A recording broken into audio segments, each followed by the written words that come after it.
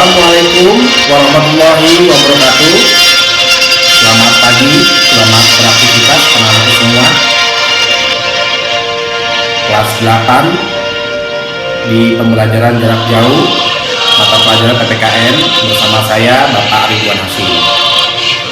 Anak-anakku yang membanggakan, di pembelajaran PPKN kelas 8 hari ini kita akan memasuki bab baru, yaitu bab kedua. Materinya tentang kedudukan dan fungsi Undang-Undang Dasar Negara Republik Indonesia tahun 1945 dalam sistem hukum nasional.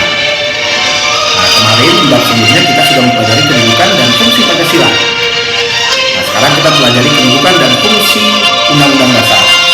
Bagaimana kedudukan dan fungsi Undang-Undang Dasar itu dibuat dan disusun, serta bagaimana posisinya dalam negara kesatuan Republik Indonesia, kita saksikan bersama-sama di video pembelajaran berikut ini. Tetap semangat dalam belajar, yuk, cekidot! Kembali lagi kepada video pembelajaran PPKN kelas 8. Kali ini kita akan memasuki bab 2, yaitu kedudukan dan fungsi Undang-Undang Dasar 1945 dalam sistem hukum nasional. Perlu kita pahami bersama bahwa kedudukan dan fungsi Undang-Undang Dasar 1945 tidak terlepas dari sejarah perjuangan bangsa kita. Nah, berdasarkan Undang-Undang Dasar Negara Republik Indonesia tahun 1945 pasal 1 ayat 1, bahwa negara Indonesia adalah negara hukum. Negara hukum adalah suatu negara dengan penyelenggaraan negara berdasarkan hukum yang berlaku. Jadi, dalam negara hukum, semua sendi kehidupan bermasyarakat, berbangsa, dan bernegara harus berdasarkan aturan hukum yang berlaku.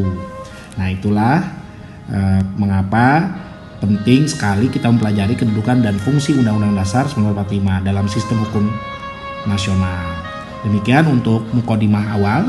Berikutnya kita akan lanjutkan ke bagian inti daripada bab 2 ini, yaitu makna dan kedudukan Undang-Undang Dasar 1945. Kita akan melanjutkan subbahasan, yaitu terkait makna kedudukan Undang-Undang Dasar 1945. Sebelum kita memasuki materi itu, perlu kalian pahami bahwa di depan kalian di gambar terdapat gambar timbangan dan palu. Timbangan ini adalah melambangkan hukum, artinya bahwa hukum harus berkeadilan, tidak berat sebelah, dan hukum tidak boleh tajam ke bawah atau tumpul ke atas. Nah, itu tidak boleh. Artinya semua yang berada di wilayah negara kesatuan Republik Indonesia diperlakukan sama di depan hukum. Nah, gambar palu dengan wadahnya ini menandakan adalah bahwa hukum itu bersifat tegas dan tidak dapat diganggu gugat. Artinya barang siapa yang sudah melanggar hukum tentu akan dikenakan pasal atau berupa tindakan hukum. Dan palu ini adalah untuk menegaskan bahwa seseorang telah bersalah, atau palu ini juga bisa menegaskan bahwa seseorang dapat dinyatakan tidak bersalah. Nah, di sebelahnya ada KUHP dan KUHAP. KUHP yaitu Kitab Undang-Undang Hukum Pidana, dan KUHP yaitu Kitab Undang-Undang Hukum Acara Pidana. Artinya, di dalam KUHP terdapat pasal atau undang-undang yang mengatur tentang pelanggaran-pelanggaran hukum. Nah, di dalam KUHAP atau Kitab Undang-Undang Hukum Acara Pidana, di sana dijelaskan terkait bagaimana hukum itu diberlakukan bagi para pelanggar hukum. Nah, jadi misalnya contoh, misalnya seseorang bersalah dan harus dikenakan hukuman penjara selama 5 tahun karena pasal mencuri. Nah, di dalam Kitab Undang-Undang Hukum Acara Pidana dijelaskan kembali bahwa seseorang bersalah karena mencuri dapat dihukum 5 tahun, tetapi juga dapat dibebaskan bila mana tidak terbukti bersalah, atau yang bersangkutan selama melaksanakan persidangan berkelakuan baik dan mengganti rugi masa persidangan atau mendapat remisi, maka yang bersangkutan bisa dinyatakan bebas. Nah, itu di dalam acara pidana dijelaskan kembali lebih detail. Kita akan melanjutkan subbahasan, yaitu perlu diketahui kedudukan Undang-Undang Dasar 1945 sebagai hukum dasar tertulis. Nah, ingat-ingat tuh, sebagai hukum dasar tertulis.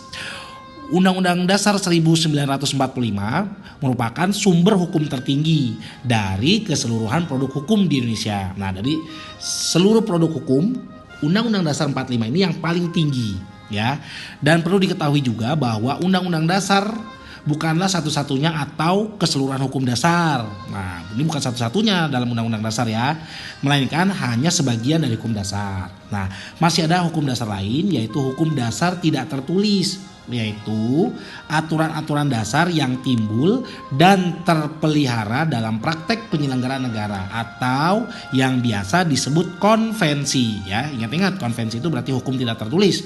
Artinya di dalam konvensi ini ada kekosongan hukum yang timbul dan terpelihara dalam praktek penyelenggaraan negara atau hukum tersebut tidak terdapat dalam Undang-Undang Dasar 45 dan tidak boleh bertentangan dengan Undang-Undang Dasar 45. Jadi konvensi juga tidak boleh bertentangan dengan Undang-Undang Dasar 45. Nah, contoh konvensi ini bisa kalian pahami pada saat pidato kenegaraan, yaitu pidato kenegaraan presiden setiap tanggal 16 Agustus. Jadi pidato presiden menjelang kemerdekaan Republik Indonesia setiap tanggal 17 Agustus atau sebelumnya bisa tanggal 16 Agustus, maka presiden melakukan pidato kenegaraan. Nah, itu disebut konvensi. Kenapa? Karena pidato kenegaraan presiden ini tidak terdapat di dalam Undang-Undang Dasar 1945. Kali ini kita akan lanjutkan pembahasan, yaitu fungsi Undang-Undang Dasar 1945.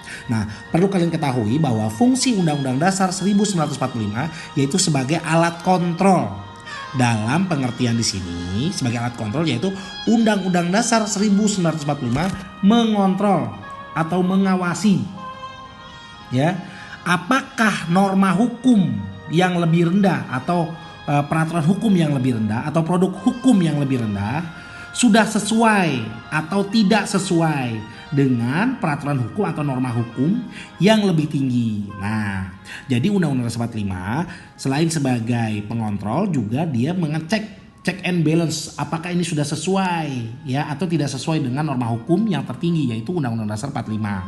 Nah, Undang-Undang Dasar 1945 sebagai pengatur bagaimana kekuasaan negara disusun, dibagi dan dilaksanakan. Nah, jadi Undang-Undang Dasar 45 ini menjadi acuan kekuasaan negara ini, acuannya yaitu melalui Undang-Undang Dasar 45. Terus kekuasaan negara ini harus dibagi. Nah, ini acuannya juga Undang-Undang Dasar 45 serta harus dilaksanakan. Acuannya juga sama dari Undang-Undang Dasar 1945. Nah, Undang-Undang Dasar 1945 berfungsi juga sebagai penentu hak dan kewajiban negara, aparat negara dan warga negara. Nah, jadi antara hak dan kewajiban sebagai pemerintah yaitu aparat negara dan juga sebagai warga negara diatur ya, dikontrol oleh Undang-Undang Dasar 1945. Baik, demikian untuk pembahasan ini. Nah, wassalamualaikum warahmatullahi wabarakatuh.